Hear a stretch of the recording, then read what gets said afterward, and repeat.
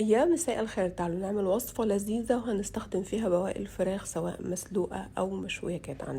كان عندي بواقي فراخ مشوية في التلاجة، أخدت بطاطساية كبيرة وقطعتها مكعبات وهملحها واخليها على جنب.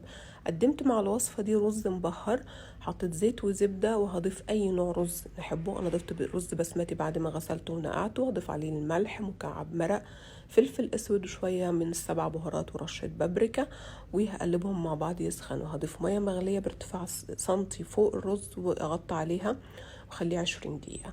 البطاطس قلتها وخليتها على جنب، وهنا حطيت زيت وزبدة وبصل وفلفل رومي واقلبهم مع رشة ملح وفلفل لحد ما يتبلوا.